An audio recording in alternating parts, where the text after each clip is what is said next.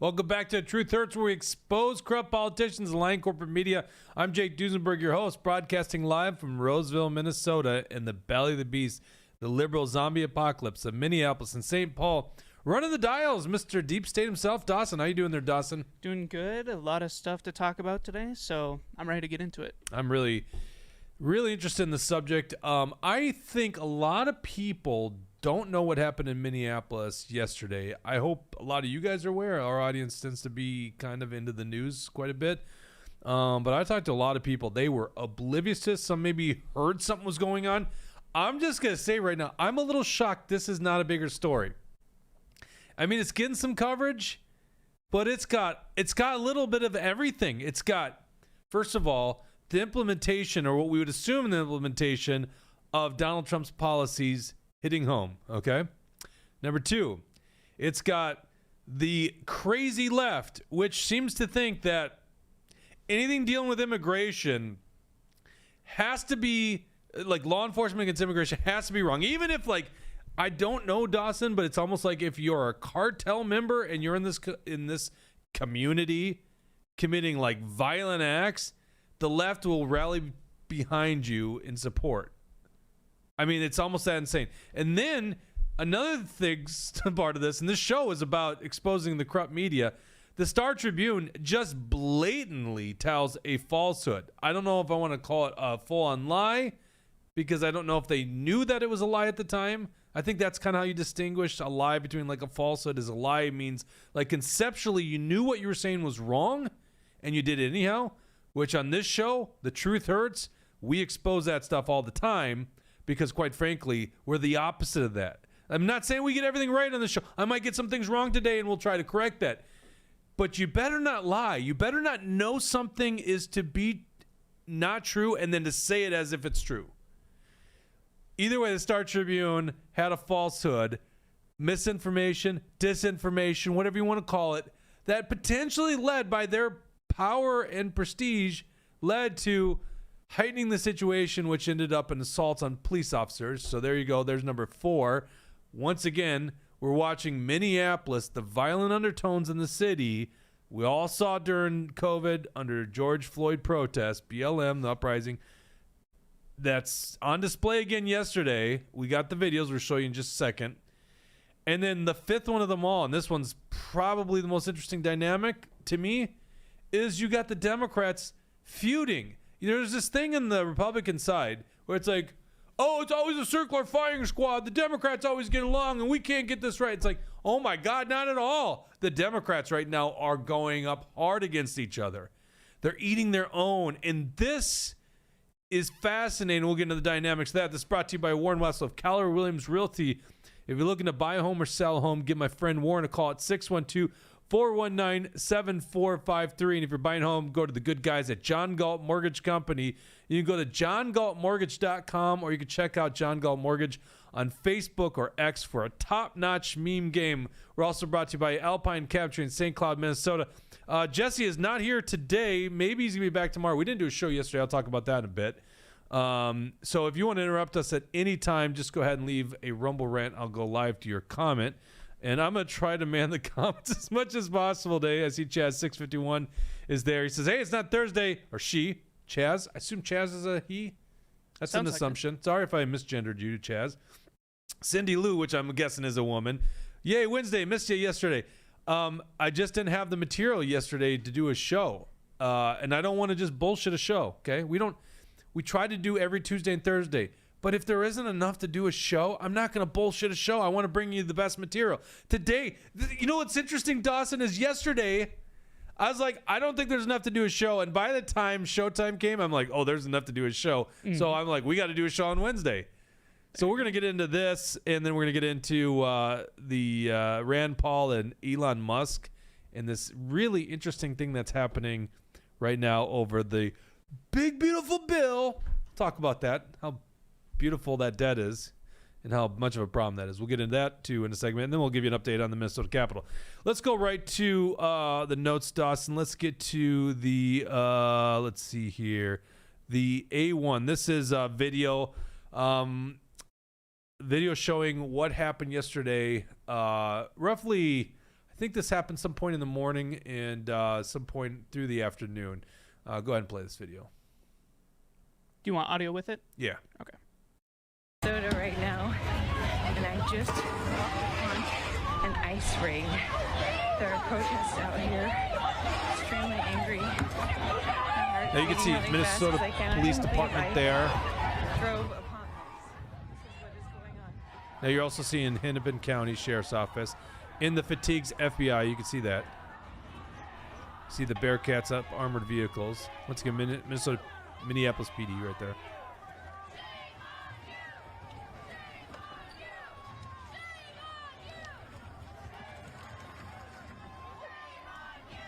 Looks like he's got pepper spray out. Sheriff's Office there.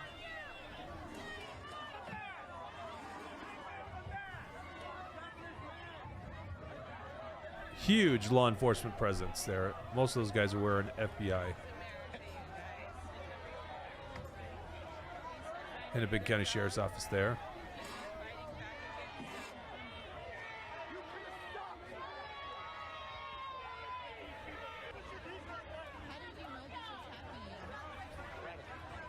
That literally looks like that one actor, Pascal, what's his name? You know who I'm talking about? Mandalorian, that's what that guy looks like, that dude.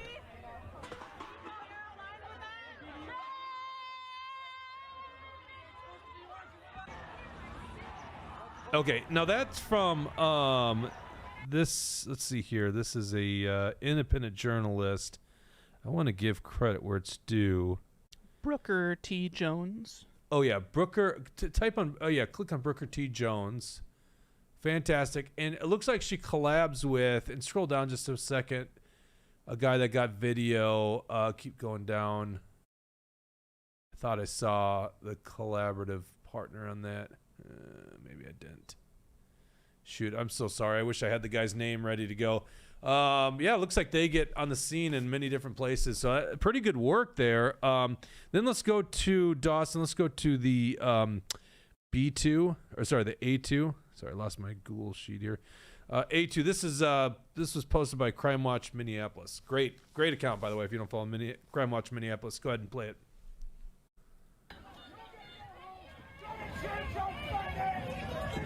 Once again, you see Minnesota, or sorry, I keep saying that, Minneapolis PD.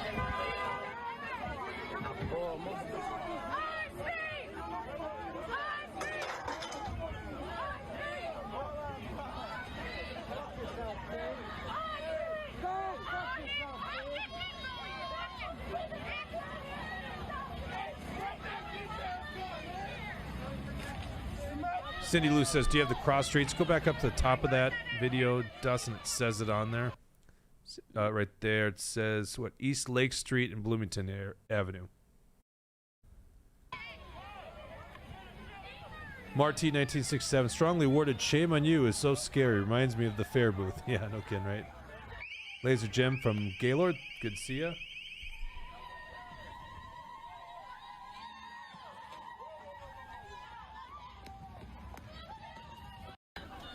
Good thing that guy stopped him. It probably would have ran him over. So there's some videos. That was kind of the gist of it. Now, what ended up happening was this was multi-law enforcement. Instead of just going to what we know now, I want to build this all up because what's very fascinating is the Star Tribune yesterday posted what I would consider just very irresponsible. You know, we're always lectured. What do I mean by we? New media personalities, those of us on the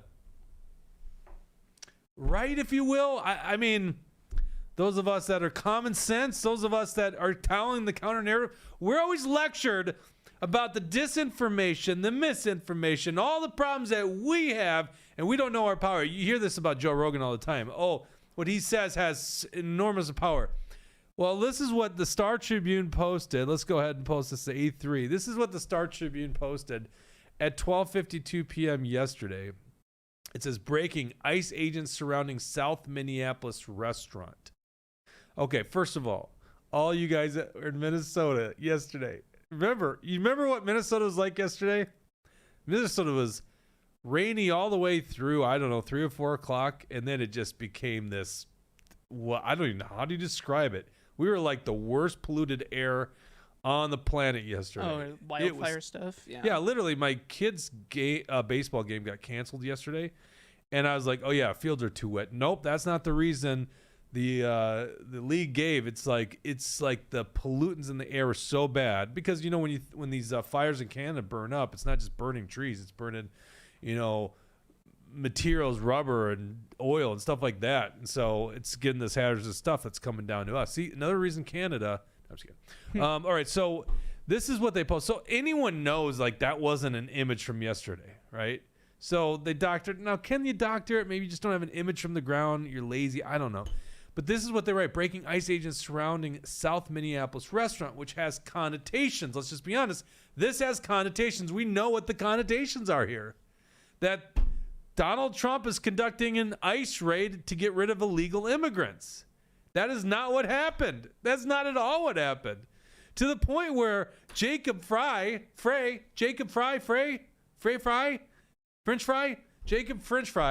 the mayor of Minneapolis, little soy boy, had to quickly go on Twitter to tell people that this isn't the case. So this is what Jacob Frey says yesterday. He writes, sorry, I got to get this on my screen here. Sorry, it's a little big. All right, it says, I'm aware the operation federal agencies carried out today near Lake in Bloomington. While we're still gathering details, this incident was related to a criminal search warrant for drugs and money laundering and was not related to immigration enforcement. No arrests were made. There was not related to immigration enforcement. The problem that Jacob Fry has here, and let's just go ahead, Dawson, put up this still frame that was in that same tweet, and you'll see it, literally a ice patch on one of these guys. Now let's see, what video is this? Actually, let's start with this. So Jacob Fry going to be up for re-election. There's a lot of people getting into the Minneapolis mayor race, including sitting state senator Omar Fatah, who tweeted this out yesterday with imagery. It says, I'm at Bloomington and Lake to understand what's taking place this morning. I really am interested, if anyone's got footage, if Omar Fatah was really off to the side, just watching, or he was actively participating in this, aggression towards law enforcement. He said, on scene are DHS, ICE, FBI, sheriffs, and MPD. No matter the reason, one thing is clear. This display of force is designed to strike fear at the very heart of Minneapolis. We stand in solidarity against it. Now, this is, mind you, one of the lead candidates for mayor in Minneapolis. This guy is a cuckoo bird, but he is also a state senator right now. Now, if you zoom in, can you zoom in? That guy does have a badge on here. Presumably, he is reporting this accurately. We've seen this photo from many different people, and it does say, as you can see on that badge, it says ICE on it. Okay. So, and then you saw that other patch. That does come from a video, the patch that was on the one tweet I had with Jacob Fry. Let's play the A6. You'll see the patch. This guy then ends up having to shove what I would consider a they. I think this person's a they. That's ATF, by the way, in black. Okay, this is right there. That guy's ICE. Now we're going to pause it in just a second. Because now he's in front of a they. Yep, you see clearly the patch. Special response team. Special response team. Keep playing it out. Or maybe it's just a dude with a man bun. I guess that's possible too.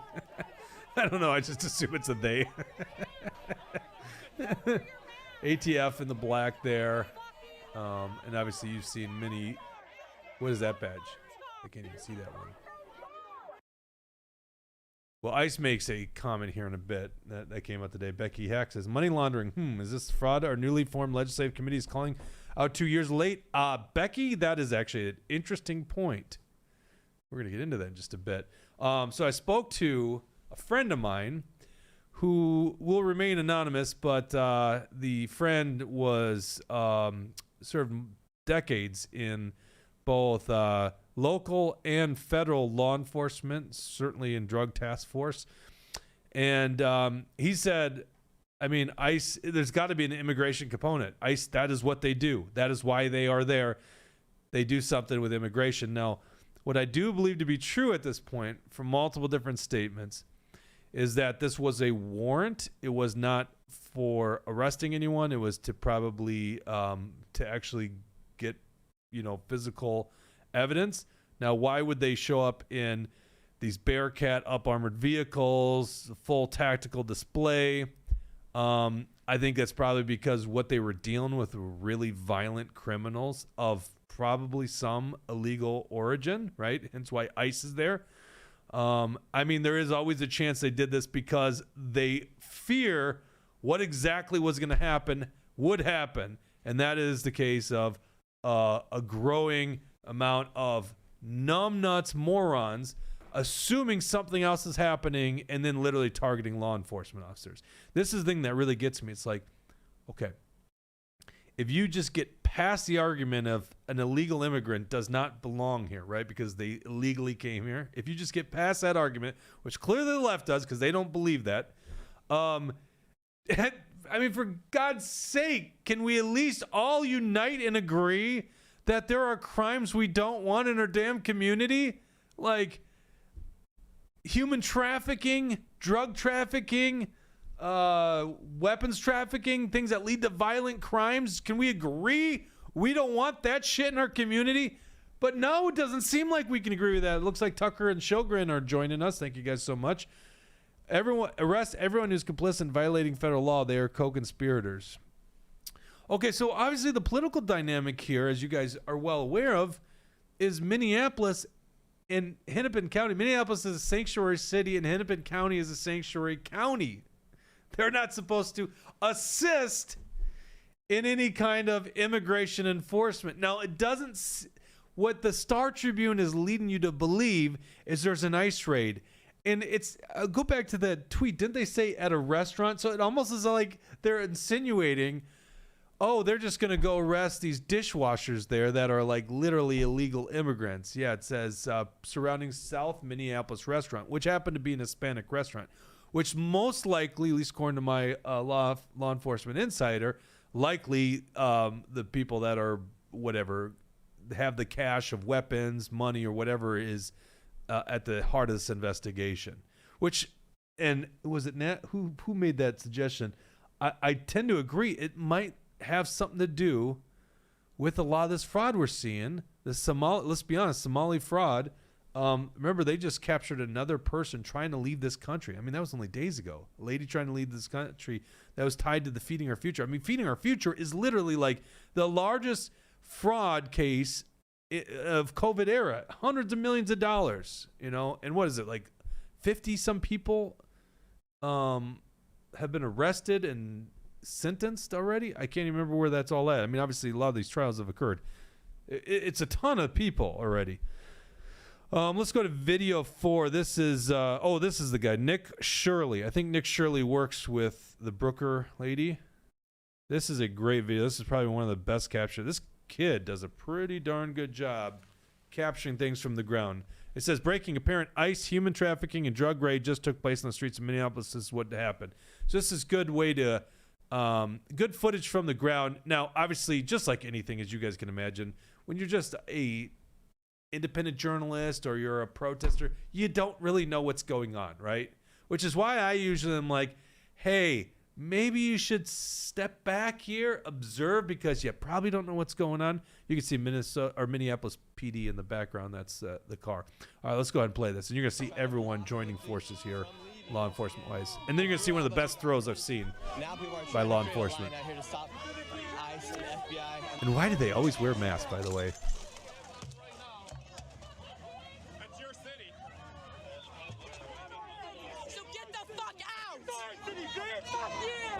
Sorry, I should have warned people.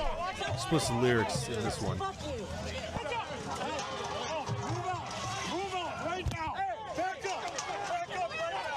So these people are putting up a pretty strong wall here. They're not letting people. The police are obviously retaliating.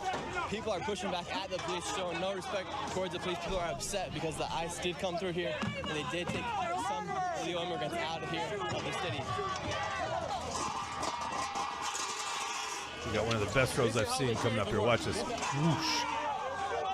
That'll leave a mark. Go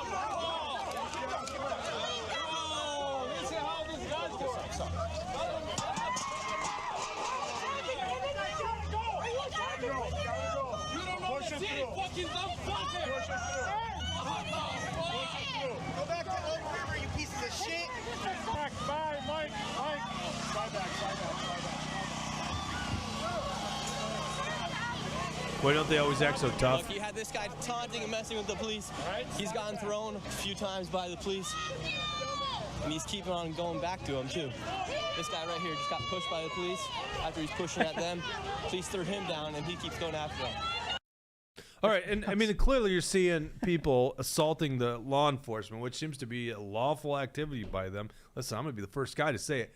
It scares the shit out of me of a growing, federal law enforcement presence in our communities, right? Because we fear what that could do to us politically. But by golly, like, until you have the evidence that they're targeting, like, people for politics, like, can we agree that we should be welcoming law enforcement actually getting the hardened criminals off our streets? Can we at least agree on that? I don't know if we can agree on that. Omar Fatah, you say Fatah, I say Fateh. He wants to double down. Dawson, do we just like I ran out of spots on this sheet, so just go to Omar Fateh's site. Mark Curls is joining us. Napkin Nate, good to see you. Hive Mind, he says. Hate Minnesota. If you're referring to ICE members wearing masks, actually I meant the loony lefties wearing masks, but that's true too. They're being identified, and their families are targeted personally at their homes. Yeah, that's a great point by Hate Minnesota. I am like conflicted on this because like at one point I don't want. Sorry, no, I'm in his Twitter account. I don't like to see masked federal agents in our community, but because of the response of these people, I think they're doing it because of that very reason. They get targeted. I thought they were doing it because the pollution was so freaking terrible. I wanted to wear a mask too. Honestly, I just don't know these days. I did see this person kayaking on the St. Croix River. Was that last year? And I'm like, oh my God, look at these numbnuts. They still believe that COVID's this threat. I'm like, actually, there is a chance they're wearing it because of the fires. And I don't know if it even makes a difference, but, if that's the case, yeah, it kind of sucks. The air sucks. Scroll down here. Omar Fateh is doubling down. Yes, go ahead and, sorry, where are we here, Dawson? Go back up. He had a comment from like 3 hours ago. Yep. 3 hours. There is no circumstance in which MPD should cooperate with ICE. Yeah, go ahead and click on that here. Let me get on my screen too. He goes on a little bit of a tirade. Yeah, so. Sorry about this, guys.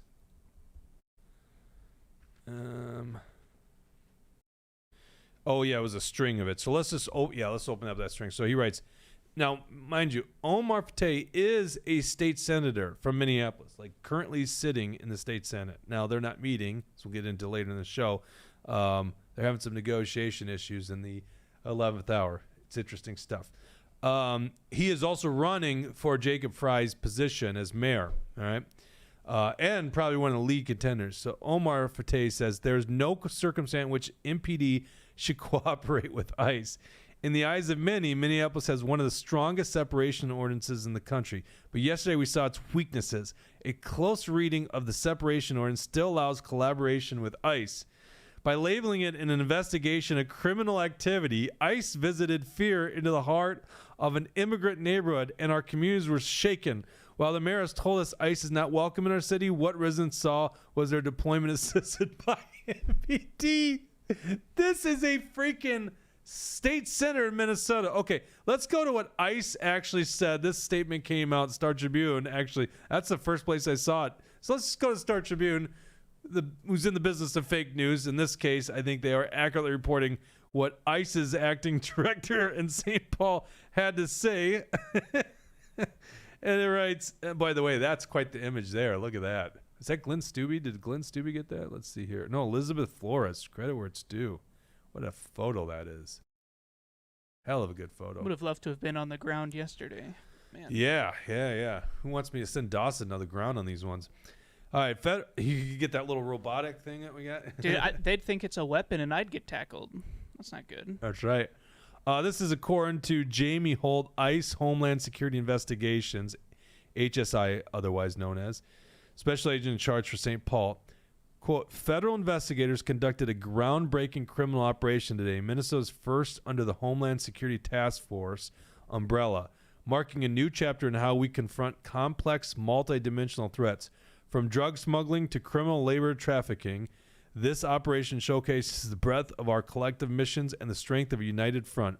This HSI-led investigation wouldn't have been possible without the extraordinary collaboration of our state partners and federal HSTF partners, including, get ready for this, guys, the U.S. Attorney's Office, FBI, IRS, CI, I think that's criminal investigations? I have no idea. IRS, CI, I've heard that so. before. DEA, ERO, ATF, alcohol, tobacco, firearms, USMS. By the way, if you don't know all these ones, that's okay. You're not alone. DSS, U.S. Border Patrol, U.S. Coast Guard, TSA, and local law enforcement. Together, we are safeguarding communities, protecting national security, and setting new standard of joint enforcement efforts. Okay, so let's get back to the Democrats eating their own, Dawson. Go back to the A4. This is I can't speak. Mayor Jacob Fry's comments. Once again, he says yesterday, and this is at 1:51 p.m., I'm aware of operation federal agencies carried out today near Lake Bloomington. By the way, Minnesota, so I keep saying it. Why do I keep saying it? Minneapolis Police Department said they did not have prior knowledge of this thing occurring. I think there's an opposite statement by Hennepin County saying they did. All right, so he says, while we are still gathering details, this incident was related to a criminal search warrant for drugs and money laundering and was not related to immigration enforcement. No arrests were made. Does seem to be true that there were no arrests made, but it clearly had something to do with immigration. I mean, you got ICE, which is, immigration custom enforcement. And yet, apparently the border patrol there, which seems to me would suggest there is some component of people coming illegally across the border. So something was happening, and I don't think we know much more than what ICE has released at this point. But when you look at, and let's go back to the Star Tribune article, that's the statement from the ICE director, and you look at the amount of, can we zoom in on that? Yep. Just highlight, Dawson, for me, all the agencies that are involved there. And when you look at how many agencies are involved, it's like, what the hell was happening there? I mean, when you see IRS, CI, you assume, oh yeah, there's like literally money laundering, some kind of, FBI and IRS, you would imagine, has a big money component in there. DA, drugs, ATF, firearms. TSA, vials of liquid greater than 6 ounces. Well done, Dawson. Well done. They didn't have a real ID. All right, so yeah, literally, to say this had nothing to do with immigration is kind of absurd. It had obviously a component. So go to Mayor Jacob Fry's account, Dawson. Here we're jumping around a little bit, but I think it's important for us to get the whole accurate picture of what's going on, because Jacob Fry wants to confirm. Let's see. It's not the first one here. He just posted it. Is this a parody account? What am I looking at? Official account. Oh, I just got done reading this. What account is it? Okay. I'm clearly not on the right one. Mayor Jacob Fry. Give me a second here. Official account. Why am I? Is this? There might be this one must be a parody account. Okay, give me a second. Okay, yeah, it's okay. So that's interesting. He posted this one on, I guess you would consider his personal account. Oh. Yeah. I'm interesting. not on that one. So this one didn't come on us. So I'm gonna just post it here in the. I'm gonna dump it down in B8, Dawson. Okay. Pull this up. That's the thing that I've always thought about Twitter. Its utility is really to get news out there. It's so easy for people to put stuff there. Soyboy Jacob Fry writes, yesterday reports spread quickly of federal law enforcement agents in South Minneapolis. It's not surprising that these reports were met with panic and confusion. Donald Trump's cruel immigration policies have created an environment of understandable fear. Many beloved community members who pose no threat have been uprooted from their families and their neighborhoods that they have made great, often without due process. Is there actually any evidence of that? I'm actually very interested. Is there evidence that people who pose no threat, that's it. That's quite a statement there, but no big shock there. Becky Hack says, no Jesse Day. Yeah. Jesse has got some stuff going on. I think he'll be back tomorrow. Okay. So hopefully we'll have Jesse back. Miss Jesse. And I really am curious to Jesse's thoughts are on the big, beautiful bill. Because honestly, since this whole stuff came out, we haven't had a chance to have him on the show. All right. When I heard of the federal activity, I began asking many of the same questions I've heard from community members. Was this an immigration raid? Was MPD facilitating or involved in the law enforcement action? You'd think he would know that as mayor, by the way. I quickly learned that the answer to these questions was no. This wasn't an immigration raid. No arrests were even made. And MPD wasn't involved in its execution. After a large crowd formed in response to the federal operation, MPD showed up to ensure the crowd and the surrounding area remained safe, which is their job. As soon as we could, we communicated this information to the public. It's a mayor's responsibility to counter panic, confusion, and misinformation. Which, by the way, what's the biggest institution here of misinformation? I don't know. The Star Tribune, the Minneapolis paper, right? There you go. Is it undeniable? You play the role of moderate here, Dawson. Is it any doubt that's basically misinformation by the Star Tribune? I mean, them saying that ICE people were surrounding the restaurant is pretty, that's the most clickbaity you could probably make it. In knowing what they're kind of saying, right? Like we can read through the lines. Yes, there are technically ICE agents surrounding this building, but so out of context. And not just any building, a restaurant, right? Yeah. So which is a connotation that goes to all our heads is, they're arresting a bunch of just laborers, low-level laborers, right? Anything that gets them clicks, they're going to do. So it's sick.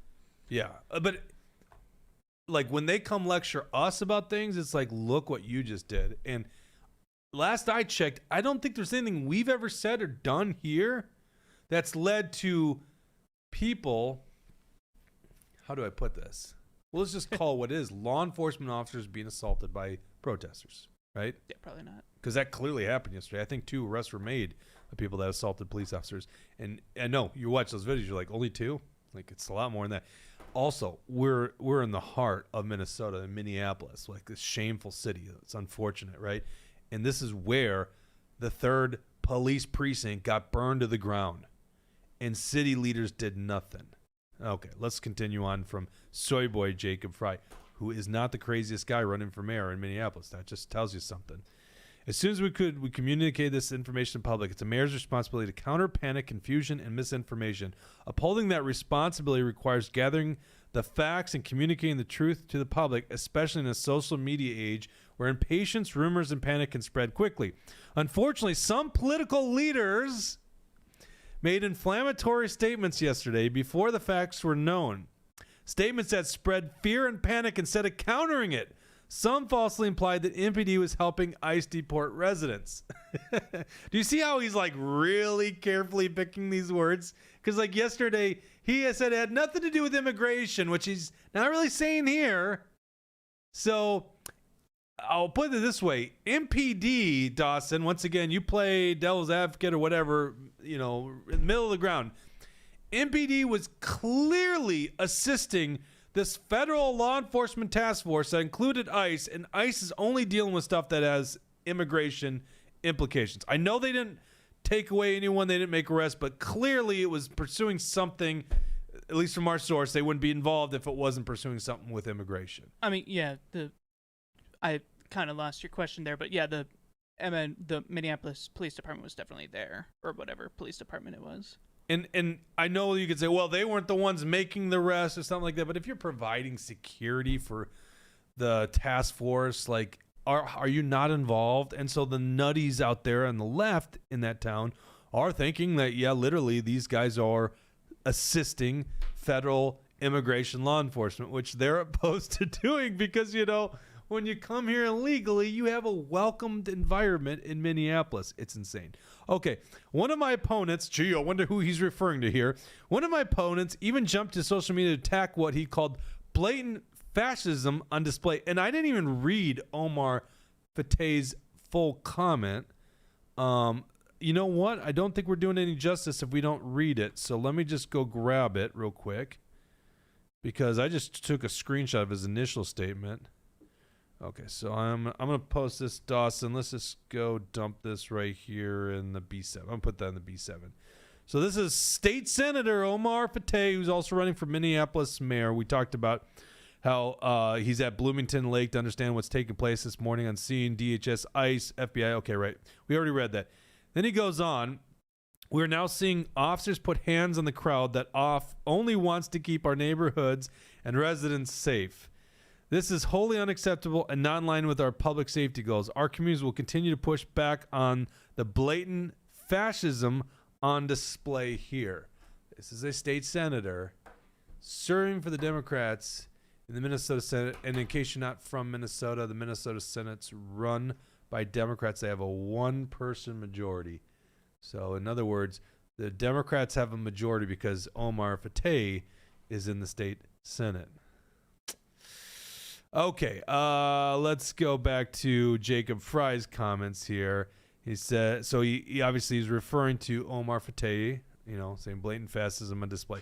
Stoking panic can be a tempting short-term social media strategy in politics. It's a good recipe for viral content, but it also erodes trust in government.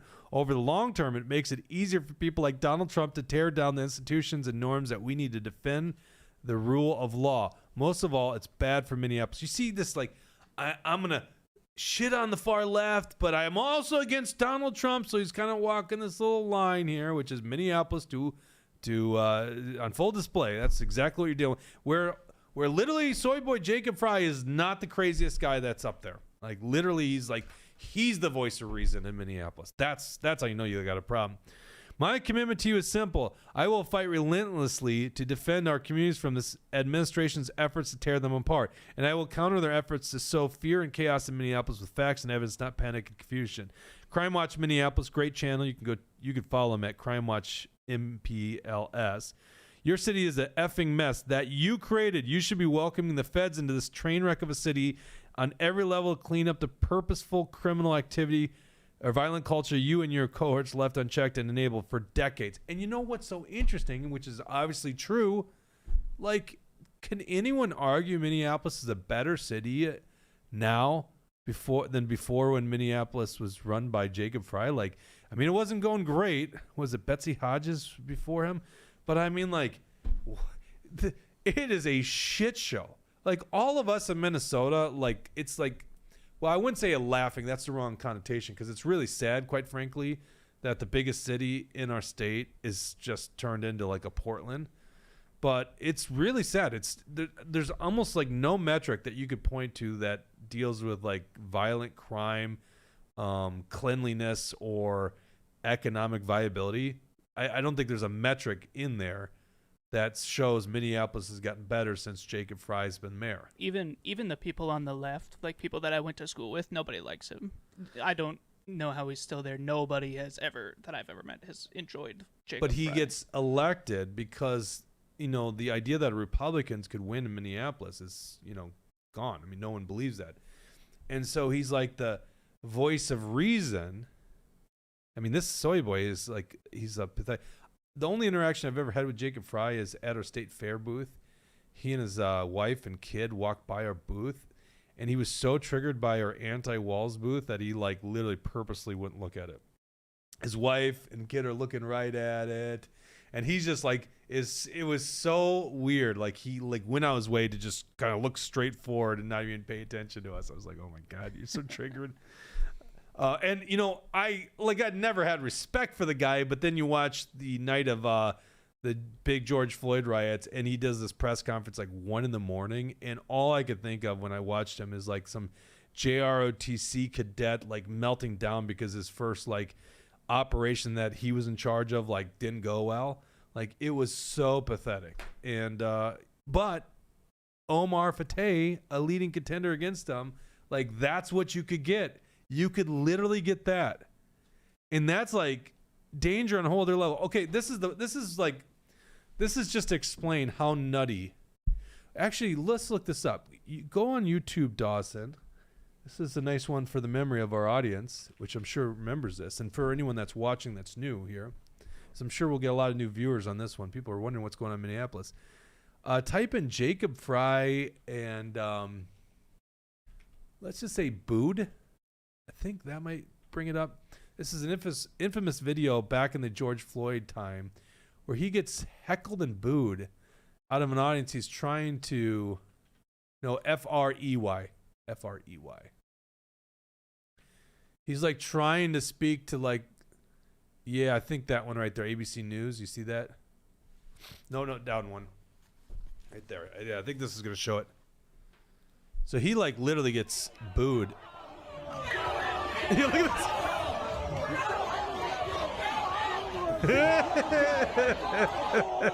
That's so pathetic. Yes, that is the mayor right there. They're calling shame, you know, which is... oh my God. Did we all forget about this video existing? Does it show why they did it? Because my recollection... oh my God, just that is the walk of shame right there. That's crazy. Is there a video showing the start of it? Because they were literally trying to get him to say defund the police, and he wouldn't do it. Maybe try this. Let's see what this brings up.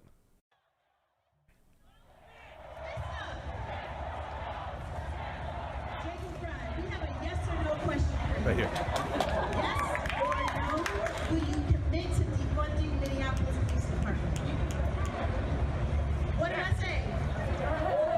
We don't want no more police. Is that clear? We don't want people with guns.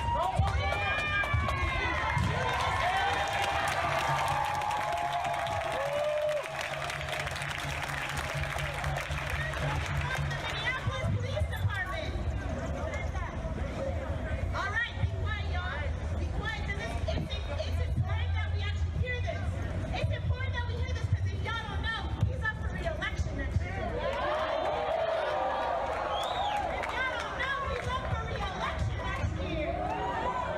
If he says no, guess what the we gonna do next? Can you believe this? What'd you say?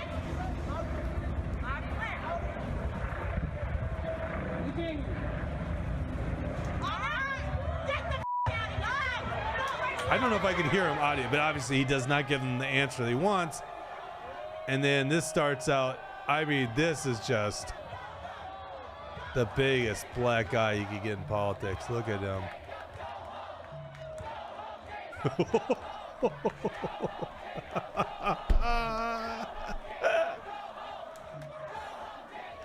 Oh my God, it's so bad. Did you ever see the video? What happens if you type in YouTube Jacob Fry George Floyd funeral, where he like gets down on a knee and he just is beside himself crying? There it is right there. Click on that. Yeah.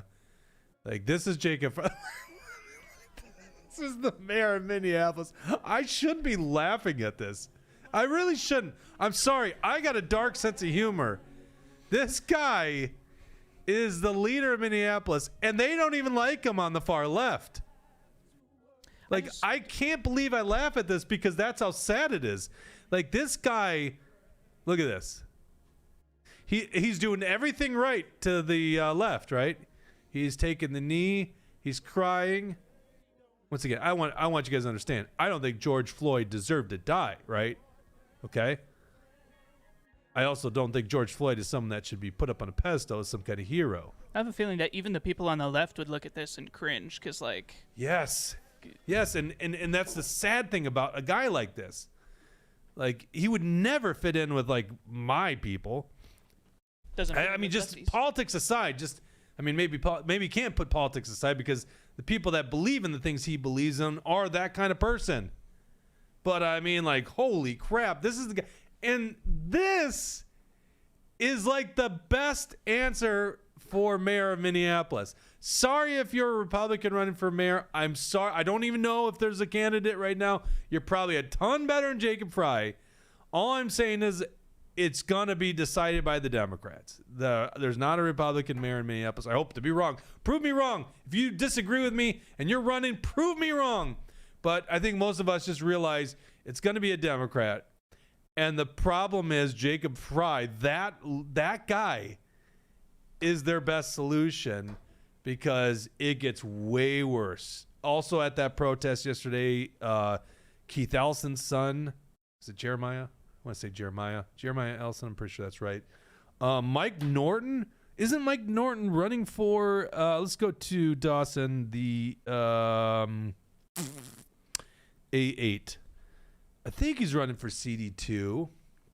Maybe he's not running for CD2, Congressional District 2. I know he's tempting to do it. He's even going up against Jacob Fry. Mayor Fry was trying to tell every news organization that would put him on TV that Minneapolis police wouldn't assist with ICE raids, but MPD still assisted with ICE raids today. I don't know if you can call them ICE raids. The mayor is an effing liar, and our most vulnerable neighbors are the ones being hurt by it. Sorry, I should have a swear jar today. I just have to read this. And then Jason Chavez, which let's go to his bio. He's a he/him. Just have to get this out there. He's a he/him, Southsider, organizer, renter, LGBTQ plus Latino, Minneapolis 9th Ward City Council member, DFL, and labor endorsed.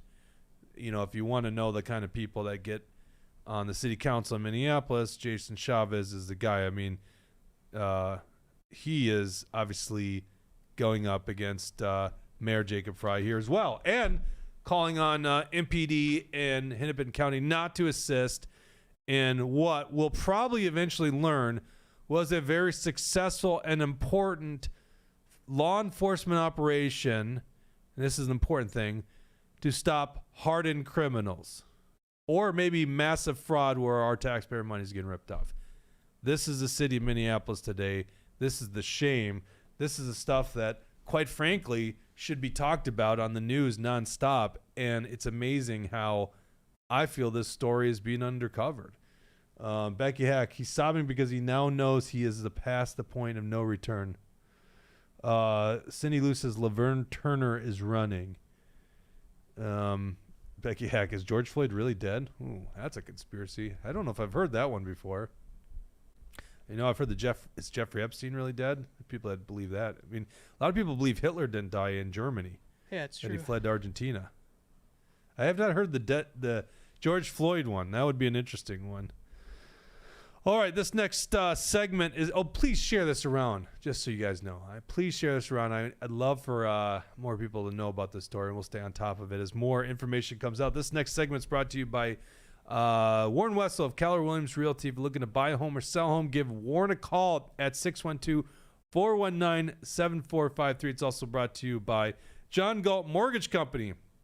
If you're looking for a home and you're buying a home, you can go anywhere to finance at home. You should try John Galt Mortgage Company first, johngaltmortgage.com. Go to johngaltmortgage.com. John Galt, like the guy from Ayn Rand's Atlas Shrugged. That's where they get from, just so you know their politics, right? So go to johngaltmortgage.com to check them out. This is really interesting. You can go to truthhurtsnews.com. By the way, while you're there, if you're not a monthly premium subscriber, please sign up, join us, support this show. I got some news on that actually to our premium subscribers in our post show, so stay tuned if you are a premium subscriber. I want to talk to you. I need your opinion on our membership. Might be making a move here, so please let me know. But if you're not a premium subscriber, you can go to truthhurtsnews.com. Just go back to the main page real quick, Dawson. If you go to the main page, or no, is it up on the top? Yeah, go to the main page.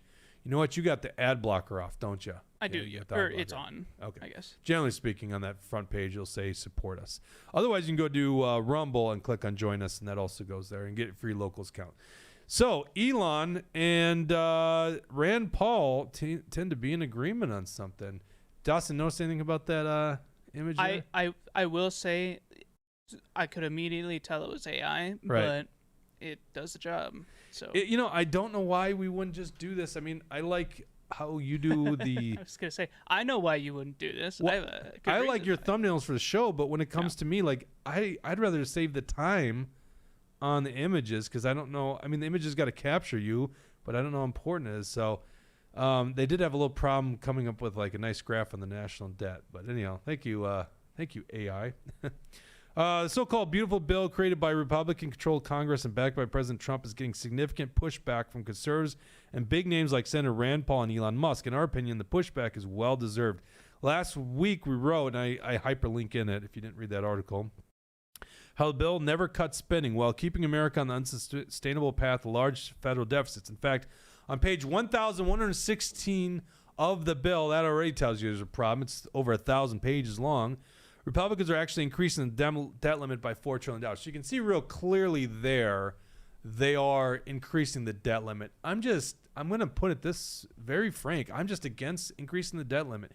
As Rand Paul will tell you in this clip, like if you increase the debt limit, they're going to spend the money. And that's our biggest problem. Our country, as much as I can't stand what's going on with like the protests against that law enforcement, which I'm going to bet almost all money that is going to be like turned out to be a very good thing, keeping our community safer, what those guys are doing and being protested against. But even like issues as important that, I don't think there's anything more important than what we're doing to our national debt. So let's go to Rand Paul. He was on CNBC. Dawson, I got the timestamps in here if you want to cue this up. We're going to start at the beginning. Rand Paul being asked a question about his non-support of what's known as the Big Beautiful Bill. Go ahead and play it. Getting ready to start debating the House-passed reconciliation bill. Our next guest says the math doesn't add up, and he's calling for changes. Joining us right now is Republican Senator Rand Paul of Kentucky. Good morning to you, Senator. We were just talking to the president's son, in fact. What would it take for you to support this bill? Well, the main thing that I object to is raising the debt ceiling $4 or $5 trillion. That's an indication that we'll borrow that much. It's an indication that we'll put the debt on the back burner. We'll have no more discussion of it for a year or two. And really, we're locked in a year right now where in March of this year, most of the Republicans, not me, voted to continue the Biden spending levels in March. So we're operating under a continuing resolution which originated as Biden spending levels. You remember Republicans saying, Bidenomics, Biden inflation, Biden this, Biden that. Well, they voted for that in March. So the deficit here at the end of the fiscal year, at the end of September, will be about $2.2 trillion. I'm not for that, so I voted against the spending levels. But now they want me to vote for $5 trillion worth of increase in a debt ceiling, and I'm just not for that. That's not conservative. Okay. So the question is... Let's stop right there. I mean, obviously, right, can we argue on this one? Like, it's, the Republicans have long railed against runaway spending, increasing the national debt. This is something that they were supposedly unified talking against. At least they are on the campaign trail. This is why we're so hard on Republicans on this show, is because they say one thing and they do the opposite. And, Rand Paul seems to have a very mainstream view here. What was certainly mainstream in the Republican ranks going back to the Tea Party. Let's cue up the next clip, Dawson, because what I like about Rand Paul, and there's very few people that could do it, I like how he actually can identify why this is a problem. I think most people don't understand, they hear national debt, they hear about these deficits that add to the debt, but they don't understand why that's a problem, and he eloquently talks about it. Senator, when you talk about these competing factions, the 4 or 5 of you who want to cut spending versus the 4 or 5 of you who don't want cuts, what determines who wins out on that front? Because that's kind of where all the handicapping is taking place right now.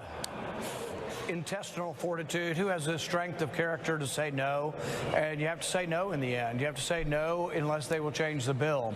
And that's what I've said from the beginning.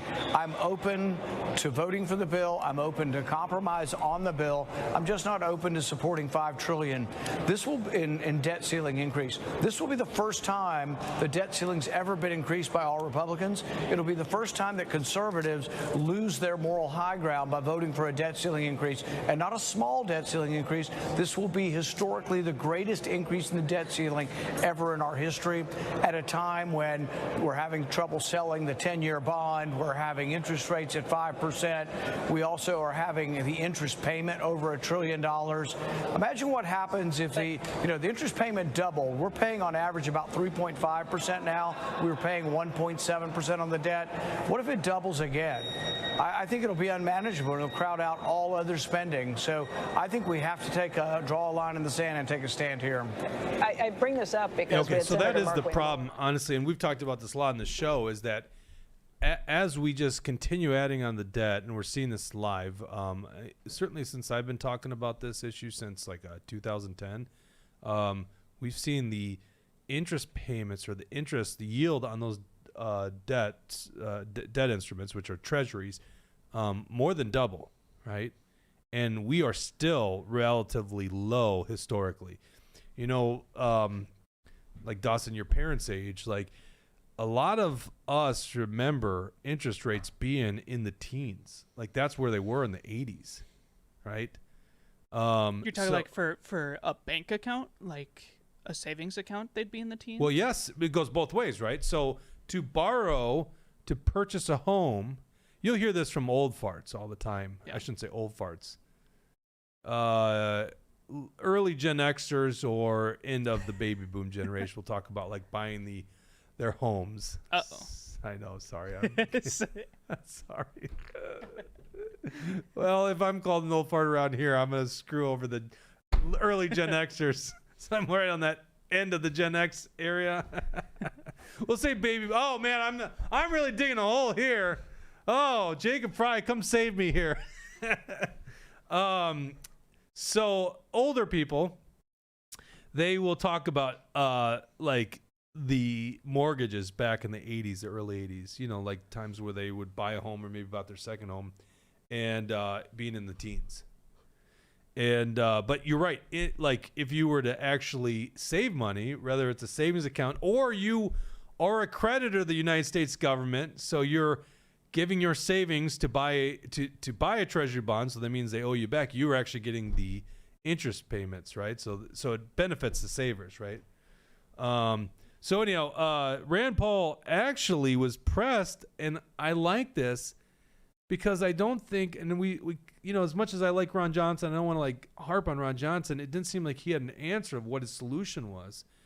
Here, Rand Paul's asked the question, what would your bill do? What would you do to solve this? And he's got a pretty good answer I think is viable.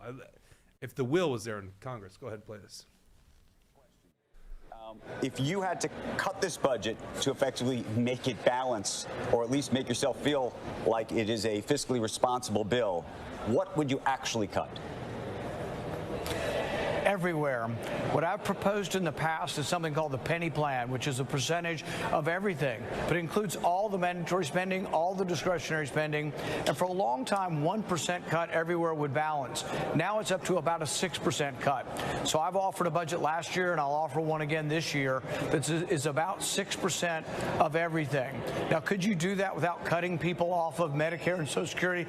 Absolutely. I think there's 6% of inefficiency in both programs, but we did the opposite. In December of last year, Vice President Vance came over and they campaigned and they lobbied to expand Social Security by $100 billion. At that time, I put forward an amendment to gradually raise the age of Social Security. And people say, oh my goodness, it's the third rail. Do you hate old people? And I say, no, I aspire to be an old person. But the thing is, we have to fix these programs. You will have to gradually raise the age, but I got 3 votes. So people in Congress aren't and let's ready stop it there. And as we all know, that is like supposedly the poison pill in politics. It's like, yeah, well, you have an insolvent program. What the hell are we going to do about it? You know, you have to make cuts on mandatory programs. You have to make cuts on the defense. You have to make cuts on most discretionary programs. If you don't want sacred cows, then you have to cut everyone evenly, because you know there's one big line item you can't make cuts on, and that's the interest payments on the debt, which right now is more than all of our defense spending per year.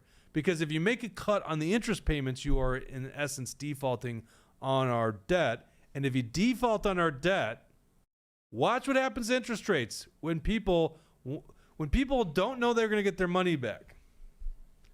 Yeah, that's called a junk bond. in the investment world, that's a junk bond, and people require heavy compensation for it, meaning those junk bonds traditionally pay a much higher than market rate interest rate because people are taking a much larger risk. It's kind of the same thing like credit cards. You know, like how they go, oh, predatory credit card companies charging 20% interest. I mean, no one wants to argue for 20% interest, but at the same point, they're probably extending credit to someone that really is a big gamble and paying it back. You see what I'm saying? That's how the whole industry works. Mike Lee also brought up a great solution. This is old school Warren Buffett. I don't know if Warren Buffett, how serious he is on it, but go ahead and play this clip. This is the B5. I can end the deficit in 5 minutes. You just pass a law that says that anytime there's a deficit of more than 3% of GDP, all sitting members of Congress are ineligible for re-election. Yeah. Now you've got the incentives in the right place. And that's true, because the incentives of everyone is to be reinvited to the club, to win their re-election. As soon as you understand that about politics, it all makes sense. Now, Elon Musk didn't remain quiet, and this is really interesting. And the thing I've been noticing, Dawson, lately is when Elon Musk sounds off on politics, it instantly changes the dynamics in the whole world of politics, but certainly on the right. I mean, yeah. So go back to, crazy thing to say, right? He's only like their biggest benefactor, or biggest biggest donor, right? The guy that owns Twitter, owns the largest platform. Scroll down here on the article, you're going to see in here Elon's comments, and I love them. It says, "I'm sorry, but I just can't stand anymore. This massive, outrageous, pork-filled congressional spending bill is a disgusting abomination.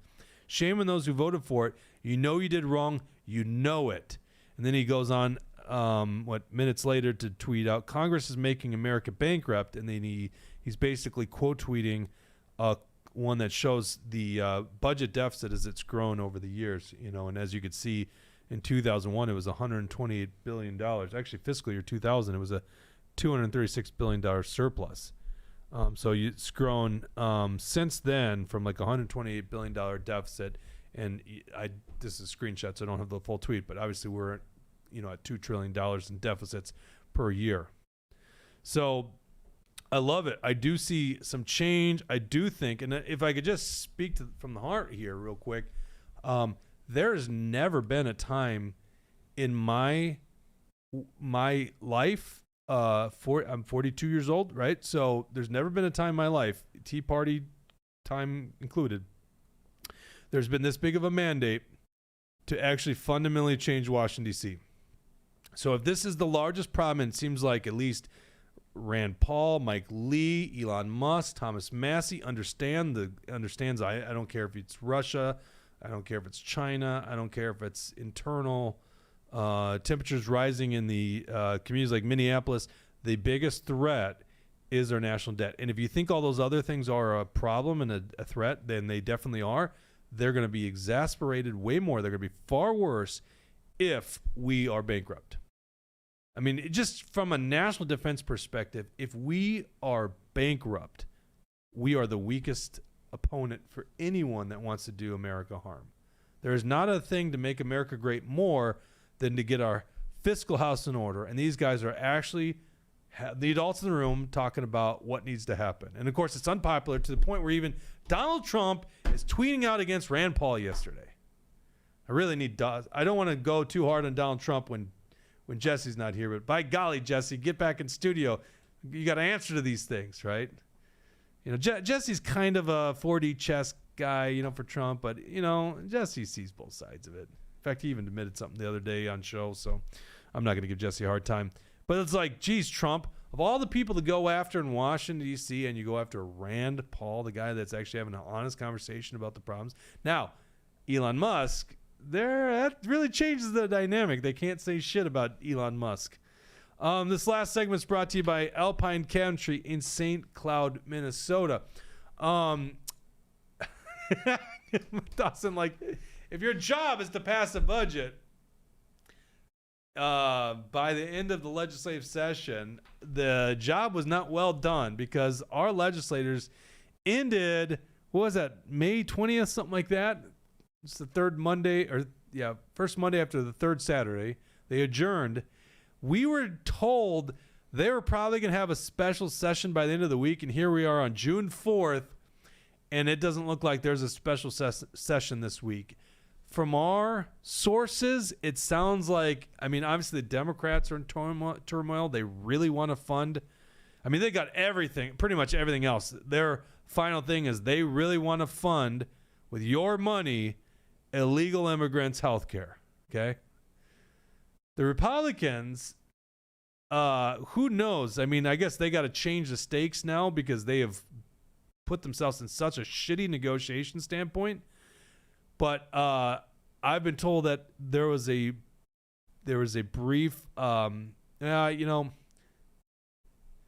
know how to put this, that it was entertained, the idea that they would cave on the immigrant or funding healthcare for illegal immigrants, and it brought a lot of chaos inside of the Minnesota House caucus.